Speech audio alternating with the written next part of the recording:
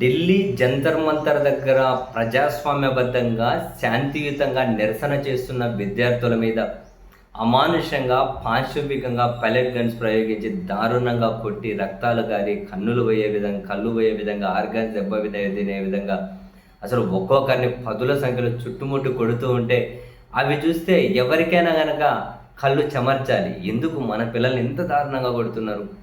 వాళ్ళ చేతులు ఆయుధాలు లేవు. హింసాయుతంగా అది లేదు. చదువుకున్నోళ్ళు.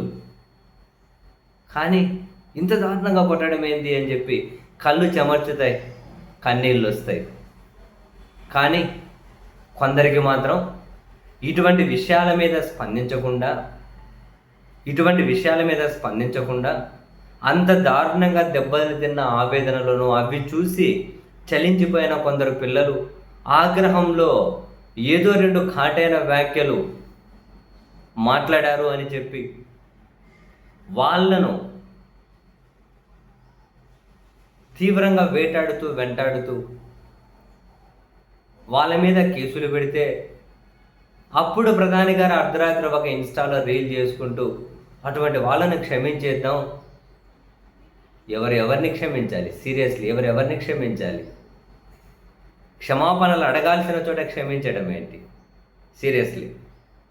సో అటువంటి వాళ్ళను క్షమించేద్దాం అని అంటే నన్ను తిట్టారు, మా తల్లిగారిని తిట్టారంటారు. ఇప్పుడు ఎవరు ఎక్కడ తిట్టారో తెలియదు. సీరియస్లీ అంటే కొందరు తల్లిగారిని ముందుకు తీసుకొని వచ్చేస్తారు. ఏమంటారు ఎమోషనల్, ఇదేంది సెంటిమెంటల్గా, ఏమంటారు ఎమోషనల్ బ్లాక్మెయిలింగ్ అనగా ఏమంటారు దాన్ని. సో కెమెరా దగ్గర పెట్టి ఫేస్ ఫీలింగ్స్ క్యాప్చర్ చేసుకుంటే ఒక వీడియో చేస్తే మాత్రం కొందరికి అటువంటివి చూసి కన్నీళ్ళు వస్తూ ఉన్నాయట. కన్నీళ్ళు దేనికి కన్నీళ్ళు రావాలి? ఆందోళన చేసిన వాళ్ళకు సంస్కారం లేదా? వాళ్ళ భవిష్యత్తు కోసం ఒక జెన్యున్ డిమాండ్తో రోడ్డు మీదకి వచ్చే వాళ్ళకి సంస్కారం లేదా? కొట్టిన వాళ్ళకి సంస్కారం ఉందా?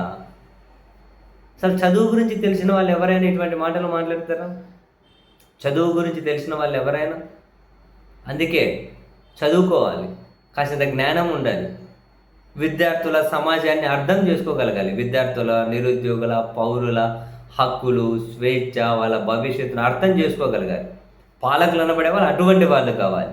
చదువు రాని వాళ్ళు, జ్ఞానం లేని వాళ్ళు, కనీసం మినిమం అవగాహన లేని వాళ్ళు, ఏవో సినిమాలో డైలాగులు చెప్పినట్లు ప్రజా జీవితంలో కూడా వచ్చేసిన సినిమా డైలాగులు చెప్పేవాళ్ళు నిజంగా పాలకుల స్థానంలో ఉంటే ఏ సమస్య అడ్రస్ కాదు, ఎవరు జవాబుదారీతనం ఫీల్ అవ్వరు, ఎవరికి అకౌంటబిలిటీ అనేది ఖచ్చితంగా ఉండదు.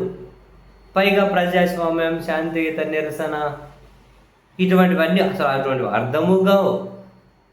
ఇంక అటువంటి వాటికన్నిటి కాలం చెల్లిపోతుంది.